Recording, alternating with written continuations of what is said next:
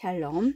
유럽인들이 신부가 결혼에 동의할 경우에만 신부 값을 지불할 수 있다는 법령을 제정했기 때문에 젊은이들은 오히려 그쪽을 선호한다는 얘기는 하지 않았다. 과거에는 집안끼리 결혼 약속을 하면 여자들은 무조건 따라야 했다. 결혼 상대가 이가 다 썼고 나병에 걸린 노인이라 해도 마찬가지였다. 그러나 이제는 남자 측의 신부값을 지불할 여유가 있는 한 여자는 자기가 좋아하는 남자와 결혼할 수 있었다. 지진기도 결혼하려고 돈을 모으고 있었다. 모습이도 이따금 와서 구경을 했다. 하지만 재판 과정에 혼란을 느끼고 나중에 곧잘 지진기에게 질문을 하곤 했다. 예를 들어 우맴과 안홍고 사이에서 신부값을 놓고 분쟁이 벌어졌잖아. 샵에는 왜 증인에게만 선서를 시킨 거지? 증인은 정확히 사실 그대로를 말해야 하니까요. 하지만 우맹과 안홍고에게도 선서를 하게 했다면 그들 역시 정확히 사실 그대로를 말해야 했을 거야. 하지만 안홍고는 선서를 하지 않았기 때문에 거짓말을 할 수 있었어. 거짓말을 한 것이 아닙니다. 지진기가 말했다. 안홍고는 우맹과 마찬가지로 자기가 옳다고 생각한 말을 말했을 뿐입니다. 하지만 안홍고가 한 말은 증인이 한 말과는 달랐잖아. 그렇다고 안홍고가 거짓말을 했다는 뜻은 아닙니다. 문득 유럽인들의 언어에 관한 어떤 것이 떠올랐다. 그제야 모습의 혼란을 이해할 수 있었다. 우리 언어에는 당신 언어의 사실이라는 말에 해당하는 단어가 2개 있습니다. 어떤 일을 옳을 때는 미미라고 하고 정확할 때는 보우라고 합니다. 분쟁이 벌어지면 당사자들은 자기가 옳다고 생각하는 말을 말합니다. 미미를 말하는 거죠. 하지만 증인들은 정확히 사실 그대로를 말할 것을 선서하기 때문에 보를 말합니다. 무슨 일이 있었는지 들었을 때 사배는 어떤 행동이 모두를 위한 미미인지 결정할 수 있습니다. 하지만 당사자들이 미미를 말하는 한 그들이 보를 말하지 않는다 해도 그들은 거짓말을 하는 것이 아닙니다. 모수비는 못마땅해 하는 기색이 역력했다. 내가 온 곳에서는 법정에서 진술하는 사람들은 무조건 보를 말하겠다고 선서해야 해. 재판 당사자들조차. 그런다고 무슨 소용이 있을지 이해할 수 없었지만 지진기는 말했다. 모든 부족에는 나름의 관습이 있기 마련입니다. 관습은 다를 수 있어. 하지만 진실은 진실이야. 사람에 따라 진실이 달라지는 것은 아니야. 성서 말씀을 기억해. 진리가 너희를 자유롭게 하리라. 기억합니다. 지진기가 말했다. 모수비는 유럽인들이 큰 성공을 이룬 이유는 신의 진실을 알고 있기 때문이라고 말한 적이 있었다. 그들에게 부나 권력이 있다는 사실을 부정할 수는 없다. 그러나 무엇 때문이었는지 누가 안단 말인가. 리멤에 관한 기서를 쓰는 내가 직접 그것을 시험해 보는 것이 당연했다. 문제는 검색 대상이 되어줄 라이프 로그가 내게는 없다는 사실이었다. 나는 인터뷰를 하거나 행사를 취재하는 경우에나 개인 캡을 작동시켰기 때문이다. 그러나 나는 라이프 로그를 쓰는 사람들과 상당한 시간을 공유했기 때문에 그들의 기록을 이용하는 방법이 있었다. 모든 라이프 로깅 소프트웨어에는 사생활 보호 장치가 달려있지만 대다수의 사용자들은 기본 동영상의 상호 공유에 동의한다. 당신의 행동이 그들의 라이프 로그에 녹화되어 있다면 당신에게는 자신이 등장하는 장면에 액세스할 권한이 주어진다는 뜻이다. 그래서 나는 나의 GPS 이동 기록을 바탕으로 검색 프로그램을 가동시켜 다른 사람들이 녹화한 장면들을 조합하는 방식으로 부분적인 라이프 로그를 작성하기로 했다. 내가 보낸 요청은 일주일 동안 소셜 네트워크와 동영상 공유 아카이브를 통해 도처에 전파됐고 그 결과 나는 짧으면 몇 초, 길면 몇 시간에 달하는 동영상 조각들을 받아볼 수 있었다. 보안 카메라의 녹화 영상뿐 아니라 친구들과 지인들, 때로는 전혀 모르는 사람들의 라이프 로그에서 발췌한 것들이었다.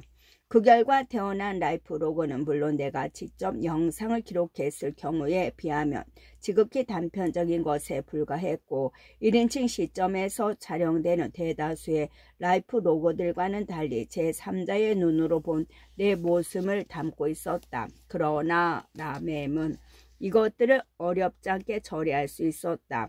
나를 촬영한 영상의 수가 뒤로 갈수록 늘어나리라고 예상한 것은 근년 들어 라이프 로그의 인기가 높아지고 있었기 때문이다. 그래서 영상의 수가 10년 전 급격히 증대했다는 사실을 알리는 그래프를 봤을 때는 적잖이 놀랐다. 니콜이 10대 때부터 라이프 로그를 쓰기 시작한 덕에 뜻밖에도 나의 가정생활의 많은 부분이 고스란히 영상에 남아 있었던 것이다. 처음에는 라멤을 어떻게 시험해야 할지 몰라 망설였다. 내가 기억하지 못하는 사건의 영상을 요청할 수는 없는 노릇이 아닌가. 그래서 일단은 뚜렷하게 기억하고 있는 것부터 시작해 보기로 했다. 나는 머릿속으로 말했다. 빈스가 발라우 섬에 휴가를 다녀왔다고 내게 말했을 때 나의 망막 프로젝터가 시야의 좌측 하단에 동영상 창을 하나 띄웠다. 나는 친구인 빈센트와 제레미와 함께 점심을 먹고 있다. 빈센트도 나처럼 라이프 로그를 쓰지 않았기 때문에 이 영상은 제레미의 시점에서 찍혀 있었다. 나는 빈센트가 1분 동안 스쿠버 다이빙에 관해 열변을 토하는 것을 들었다. 그 다음에는 희미하게만 기억하는 것을 시도했다. 공식 만찬에서 내가 데보라와 라일 사이에 앉아 있었을 때 같은 테이블에 또 누가 앉아 있었는지는 기억나지 않았다. 혹시 리멤의 도움으로 알아낼 수 있지 않을까? 과연 데보라가 그날 저녁의 만찬을 녹화해둔 덕에 나는 얼굴 인식 프로그램을 이용해 건너편에 앉아있던 사람들을 빠짐없이 확인할 수가 있었다. 이런 성공을 연달아 경험한 뒤에는 실패가 계속됐다. 내 라이프 로그에 뚫려있는 구멍을 감안한다면 그리 놀라운 일은 아니었다. 그러나 반 시간 동안 과거의 사건들을 검색해 본 결과 리멤의 기능은 대체로 뛰어났다. 마침내 리멤을 이용해 감정적으로 조금 무거운 기억들을 찾아볼 때가 왔다. 이제 니콜과 나의 관계는 그 애가 지금보다 어렸을 때 우리 사이에 있었던 다툼들을 다시 보더라도 큰 문제가 없을 정도로 공고해져 있었다.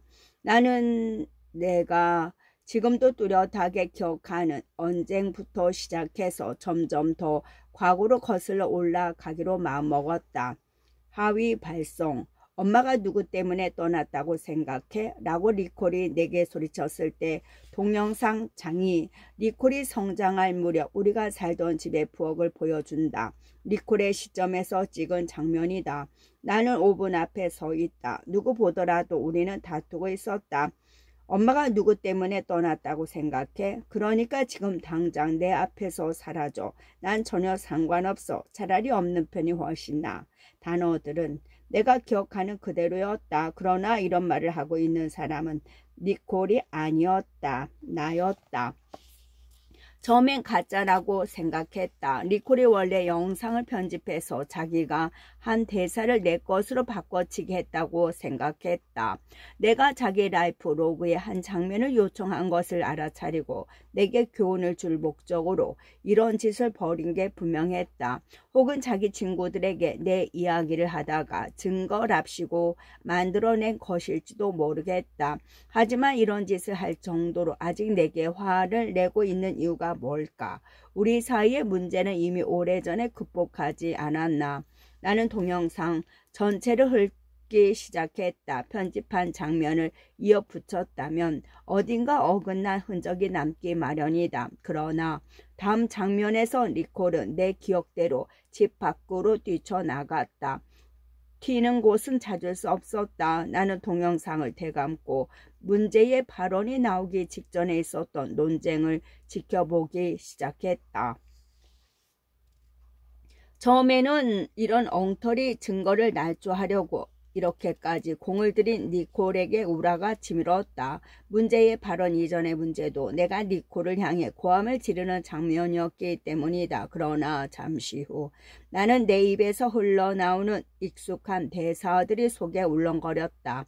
나는 니콜이 학교에서 사고를 친 탓에 또다시 학교에 불려갔다고 불평하고 있었다. 못된 아이들하고만 사귄다고 딸을 비난하고 있었다. 하지만 내가 저런 맥락에서 저런 말을 했다고? 이때 나는 니콜을 야단친 게 아니었다. 걱정했을 뿐이었다.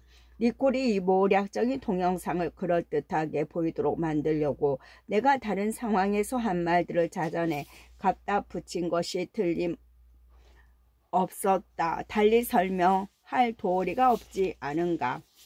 리멤에게 저작권 워터마크를 확인하라고 지시하자 리멤은 이것이 무수정 동영상이라고 대답했다. 그리고 나는 리멤이 내가 말한 검색어의 수정 버전을 제안했었다는 사실을 깨달았다. 내가 니콜이 내게 소리쳤을 때라고 말했을 때 리멤은 내가 니콜에게 소리쳤을 때를 제안했던 것이다. 처음 검색 결과를 표시됐을 때 함께 보였을 텐데 미처 확인하지 못했다. 나는 넌더리를 내며 리멤을 껐다. 실로 괘씸하기 짝이 없는 물건이다. 나는 문제의 동영상이 가짜라는 사실을 증명하기 위해 디지털 워터마크 위조 방법에 관해 검색하려고 하다가 그만두었다. 지푸라기를 잡는 거나 다름없는 행동임을 깨달았기 때문이다. 잔뜩 쌓인 성서들 위에 손을 얹듯 필요한 어떤 맹세를 하듯 나는 기꺼이 진술할 용의가 있었다. 분명 니콜이 나 때문에 자기 엄마가 우리를 떠났다고 말했다. 언쟁에 대한 기억은 내 마음속에 남아있는 어느 기억들 못지않게 명확했다. 그러나 이것이 내가 이 동영상을 믿을 수 없는 유일한 이유는 아니었다. 설령 내가 아무리 결점 많고 불완전한 인간이라 해도 자식에게 그런 말을 내뱉는 종류의 아비였던 적은 없었다는 확신이 있었던 것이다. 그러나 방금 본 디지털 동영상은 내가 바로 그런 종류의 아버지였음을 증명하고 있었다. 지금의 나는 더 이상 그때의 내가 아니었지만 내가 그 연장선상에 있다는 사실은 부인할 수 없었다. 한층 더 충격적인 것은 그 오랜 세월 동안 내가 나 자신에게 진실을 성공적으로 숨겨왔다는 사실이었다. 앞서 나는 우리가 선택적으로 기억하는 인생의 세부 사항들을 우리 인격의 반영이라고 했다. 그렇다면 내가 내 입이 아니라 니콜의 입에서 그런 말이 나왔다고 믿어버린 것은 나에 대해 무엇을 말해주는 것일까? 나는 그 언쟁을 내 인생의 한 전환점으로 기억하고 있었다. 나는 속죄와 자기 구원의 서사를 상상하고 있었다. 그 이야기 속에서 나는 도전에 맞서 싸우는 영웅적인 싱글파더였다. 하지만 진짜 현실이란 무엇이었을까? 그 사건 이후 일어난 일들은 어디까지나 나의 노력에 의한 것일까? 나는 리멤을 재가동시켜 니콜의 대학 졸업식 영상을 보기 시작했다. 내가 직접 찍은 사건이었기 때문에 니콜의 얼굴을 볼 수 있는 영상이었다. 내 앞에 선 그 애는 진심으로 행복해 보였다. 혹시 진짜 감정을 너무나도 잘 숨겨서 내가 알아차리지 못했던 것일까? 혹은 우리의 관계가 실제로 나아진 것이라면 어떻게 그런 일이 일어난 것일까? 14년 전에 내가 나 자신이 생각했던 것보다 훨씬 더 나쁜 아버지였다는 점만은 확실하다. 거기서 먼 길을 걸어와 현재의 더 나은 내가 됐다는 결론을 내리고 싶은 유혹이 컸지만 나는 더 이상 나 자신의 인식을 신뢰할 수 없었다. 지금 니콜은 나에 대해 조금이라도 긍정적인 감정이 있긴 할까? 이 의문에 대한 해답을 얻기 위해 리멤을 이용할 생각은 없었다. 근원을 찾아가야 했다. 나는 니콜에게 전화를 걸어 얘기를 하고 싶으니 오늘 저녁 아파트로 가도 좋겠느냐는 메시지를 남겼다. 샹게부 시족의 모든 족장들이 모이는 회합에 샤베가 참석하기 시작한 것은 몇 년 뒤의 일이었다. 샤베가 지진기에게 한 설명에 의하면 유럽인들은 더 이상 그렇게 많은 족장들을 직접 상대하는 것을 원하지 않았고 티브랜드 전체를 셉트라는 8개의 집단으로 나눌 것을 요구했다. 그 결과 샤베와 다른 족장들은 그들에 속한 샹게부 시족이 어디에 합류해야 할지 의논해야 했다. 그런 회합에 서기는 필요하지 않았지만 거기서 어떤 의견이 나올지 궁금했던 지진기는 함께 가도 되겠느냐고 물었다. 샤베는 그렇다고 했다.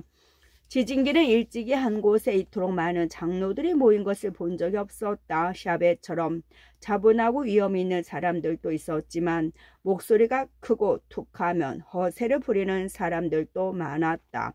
그들은 몇 시간 동안 논쟁을 계속했다. 지진기가 돌아온 날 저녁에 모스비가 회합이 어땠는지 물었다. 지진기는 한숨을 쉬었다. 고함을 지르는 데까지는 안 갔지만 살쾡이들처럼 싸우고 있다는 데는 변함이 없습니다. 샤베는 어느 시족과 합치고 싶어 하는데 혈통상 가장 가까운 시족과 합치고 싶어 하죠. 그게 부족의 방식이니까요. 샹게부는 그웬테의 아들이었기 때문에 우리 시족은 남쪽에 사는 그완데 시족과 합쳐야 해요. 일리가 있네. 모스비가 말했다. 그럼 뭐 때문에 논쟁을 벌이는 건데? 샹게부 시족의 구성원들 모두가 서로 가까이 사는 건 아니죠. 일부는 서쪽 제치라 시족의 거주지 근처 농장 지대에 사는데 그곳에 장로들은 제치라 시족의 장로들과 지내요. 그래서 그들은 샹게부 시족이 제치라 시족과 합류하기를 원하죠. 그렇게 해서 생기는 셉트에서 더 큰 영향력을 발휘할 수 있으니까요. 그런 거로군.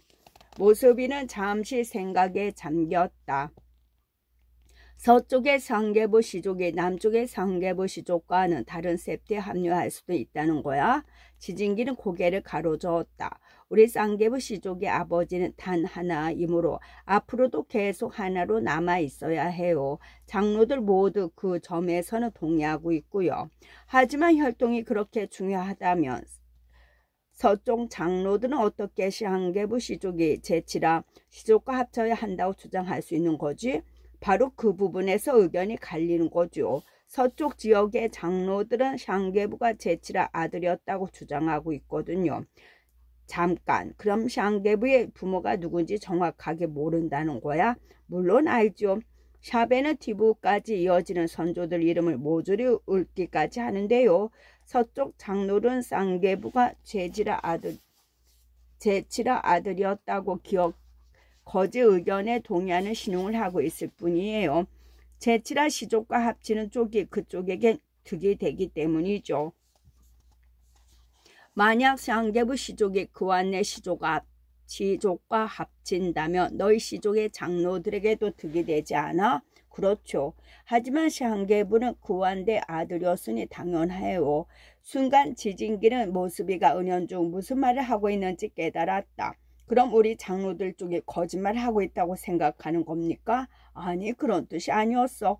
단지 양측의 주장이 모두 그럴듯하게 들리고 누가 옳을지 알아낼 방법이 없는 것 같아서 말이야. 샵의 말이 옳아요. 그렇겠지. 모스비가 말했다. 하지만 그것만으로 다른 사람들을 어떻게 설득할 참이야. 내가 온 곳에서는 많은 사람들이 자기 혈통을 종이에 써서 기록하곤 해.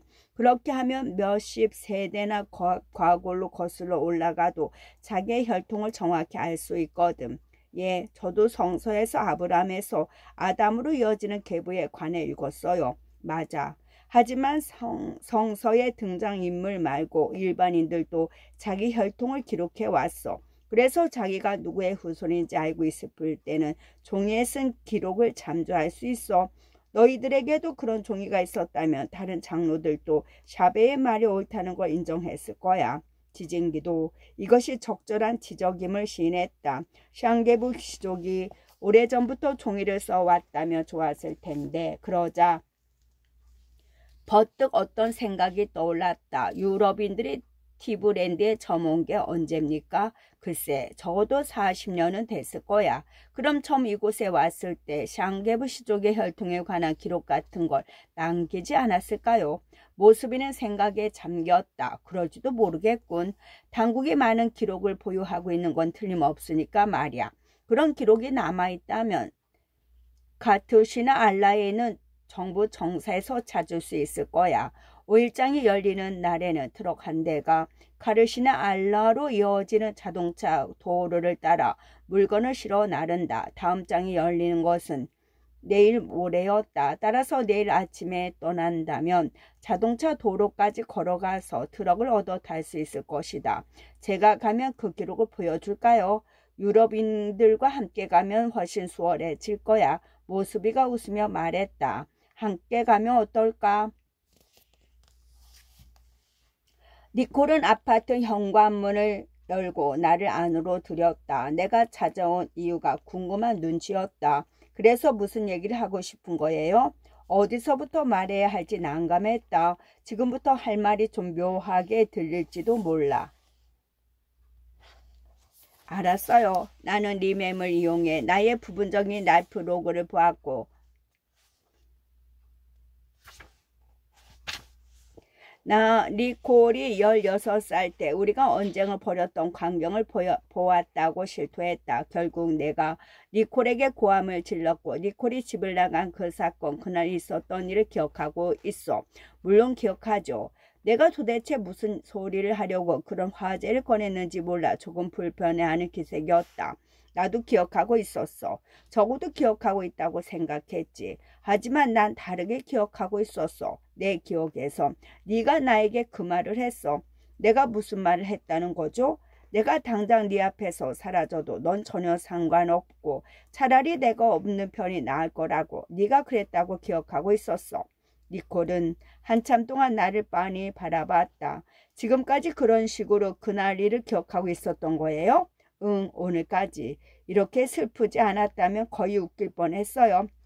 속이 메스꺼렸다. 미안하다. 얼마나 미안한지 이루 말할 수 없을 정도로 그런 말을 했다는 게 미안한 거예요. 아니면 그런 착각을 했다는 게 미안한 거예요. 둘 다. 당연히 그래야죠. 내가 그 말을 듣고 어떤 기분인지 알아요? 상상도 못하겠어. 네가 나한테 그렇게 말했다고 생각했을 때 얼마나 끔찍했는지는 잘 알지만 말이야. 문제는 그게 머릿속에서 만들어낸 기억이라는 거잖아요. 실제로 당한 사람은 난데 니콜은 믿기지 않다는 듯이 고개를 저었다. 늘 이런 식이죠. 이 말은 비수처럼 내 가슴을 찔렀다. 내가 그랬니? 정말 몰라서 물어요. 아빠는 언제나 자기가 희생자인 것처럼 행동해요.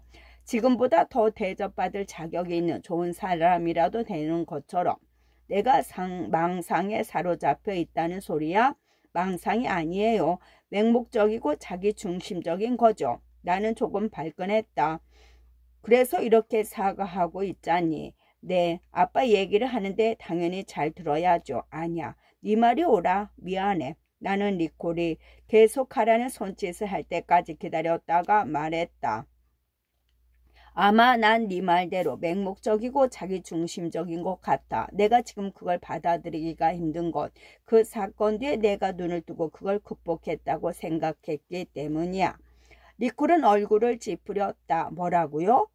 나는 내가 아버지로서 완전히 달라졌고 우리 관계를 재건했다고 느끼고 있었다고 말했다. 그것이 쌓여서 대학 졸업식 때는 마침내 끈끈한 유대감을 느낄 수 있었다는 얘기도 털어놓았다. 니콜은 대놓고 비꼬지는 않았다. 그러나 그의 표정을 보자 나는 말을 멈출 수밖에 없었다. 내가 허튼 소리를 하고 있는 게 분명했다. 졸업식 때도 여전히 내가 미웠어. 내가 물었다. 그렇다면 난 너하고 화해했다는 잊지도 않았던 일을 꾸며내고 있었던 거구나. 아니에요. 졸업식 때는 화해한 상태였어요. 하지만 그건 아빠가 갑자기 마술처럼 멋진 아빠로 변신했기 때문은 아니에요. 그럼 왜? 니콜은 말을 멈추고 심호흡을 한 다음 입을 열었다. 대학에 입학한 뒤에 난 심리 상담을 받기 시작했어요. 그 애는 다시 한번 말을 멈췄다. 그분이 저를 살렸다고 해도 과언이 아니에요. 내 머리에 처음 떠오른 생각은 이랬다. 니콜에게 왜 심리 상담이 필요했던 거지? 나는 그 생각을 억누르고 말했다. 상담을 받고 있었다는 걸 난 전혀 몰랐어. 물론 그랬겠죠. 다른 사람들한테는 얘기해도 아빠한테만은 절대로 얘기하지 않았을 거니까. 하여튼 그분 덕택에 졸업반이 됐을 때는 나도 아빠한테 화를 내지 않는 편이 내게도 이롭다는 확신을 가질 수 있었어요. 그래서 졸업식 때 그렇게 화기애애할 수 있었던 거예요. 그렇다면 나는 현실과는 거의 유사성이 없는 이 이야기를 처음부터 완전히 날조했다는 얘기가 된다. 노력한 사람은 니콜이었고 내가 한 일은 아무것도 없었다. 내가 너를 제대로 몰랐던 것 같구나. 니콜은 어깨를 으쓱했다. 아빠한테 필요한 만큼은 알고 있을걸요. 이 말도 내 가슴을 찔렀지만 나는 불평할 수 없는 입장이 아니었다. 넌 좋은 딸이야. 니콜은 슬픈 듯이 짧게 웃었다. 있잖아요. 실은 어렸을 때 아빠가 그 말을 하는 광경을 상상하곤 했어요. 하지만 지금은 그렇다고 모든 게 해결되는 건 아니에요. 안 그래요? 그제야 나는 깨달았다. 나는 그 애가 나를 용서해주고 모든 일이 잘 되기를 바라고 있었던 것이다. 그러나 우리 관계를 회복하기 위해서는 미안하다는 말로는 충분하지 않았다. 문득 어떤 생각이 떠올랐다. 내가 이미 한 일을 바꿀 수는 없어. 하지만 적어도 그러지 않은 척 하는 건 멈출 수 있어. 이 맴을 이용해서 나 자신을 솔직하게 돌아보고 일종의 재고 정리를 해줄게. 니콜은 내 말에 진위를 가늠하려는 듯이 나를 바라보았다. 좋아요. 하지만 이 점은 확실히 해둘게요. 과거에 나를 뭐같이 대했다는 사실에 죄책감을 느낄 때마다 나한테 달려오지 말아요. 힘들게 겨우 극복했는데 아빠 기분 나아지게 하려고 다시 들추고 싶은 생각 없어요. 그래. 니콜은 눈물을 쏟기 직전이었다. 이런 얘기를 꺼내서 네 맘만 또 상하게 했어. 미안해. 괜찮아요 아빠. 노력하고 있다는 건 알아요. 하지만 당분간은 또 이러지 않아 줬으면 좋겠어요. 그래 나도 나가려고 현관문으로 가다가 멈춰섰다. 근데 혹시 가능하다면 내가 보상해줄 방법이 없을지. 보상이라고요? 니콜이 회의적인 표정을 지었다. 글쎄요. 그냥 조금만 더 배려를 해주는 건 어때요? 그것이야말로 내가 하려는 일이다. 청사에 가보니 유럽인들이 평가 보고서라고 불렀던 40년 전 서류가 정말로 남아있었다. 모습이 덕에 아무 제지도 받지 않고 청사 안에 들어갈 수 있었다. 서류는 지진기가 읽지 못하는 유럽의 언어로 쓰여 있었지만 그 서류에는 시족들의 혈통을 기록한 도표들로 실려 있어서 그것에 포함된 티브조 이름들을 쉽게 알아볼 수 있었다. 모수비도 지진기 해석이 옳다고 확인해 주었다. 결국 서쪽 농장 지대의 장로들의 말이 옳았고 샵의 말이 틀렸다는 사실이 판명됐다. 샹게부는 크완데의 아들이 아니라 제치라의 아들이었던 것이다. 청사 직원 중 하나가 지진기가 가지고 갈 수 있도록 해당 페이지에 사본을 타이핑해 주겠다고 했다. 모스미는 동료 선교사들을 방문하기 위해 가르시나 알라에 잠시 머물기로 했지만 지진기는 즉시 집으로 향했다.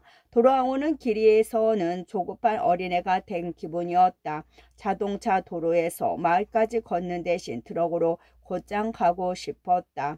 마을에 도착하자마자 지진기는 샤베를 찾았다. 인근 농장으로 가는 길에서 그를 찾아냈다. 이웃 몇이 암염소 새끼들을 분비하던 중 생긴 알력을 조정해달라고 길 가던 샤벳을 멈춰 세운 참이었다. 마침내 사람들이 만족하자 샤베는 다시 걷기 시작했다. 지진기도 옆에서 함께 걸었다. 잘 다녀왔느냐? 샤베가 말했다. 샤베, 저는 카트실 알라에 다녀왔어요. 아, 무엇 때문에?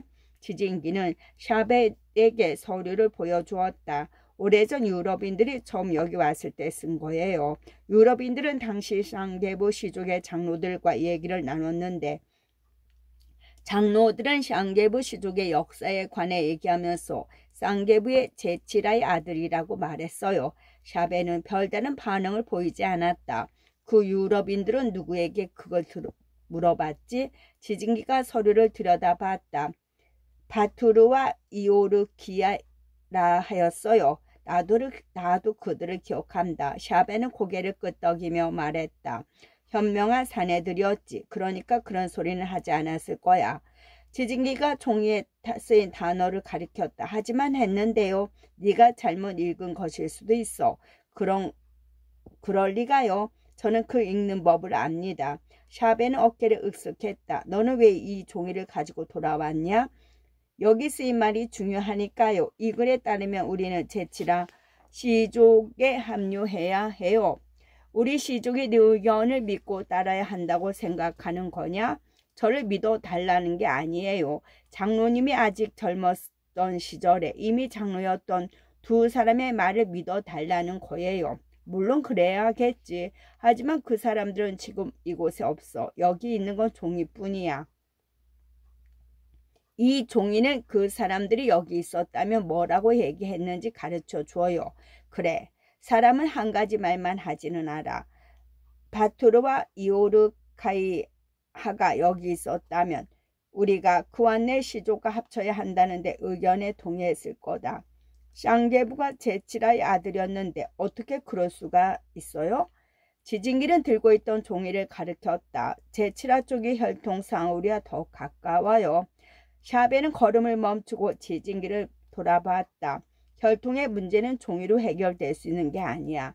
네가 서기가 된 건 그란데 시족의 마이쇼가 선교 학교를 다닌 소년들에 관해 내게 경고해 줬기 때문이야. 우리 두 시족이 같은 아버지의 자식이 아니었다면 마이쇼는 우리를 그렇게 배려해 주지 않았을 거다.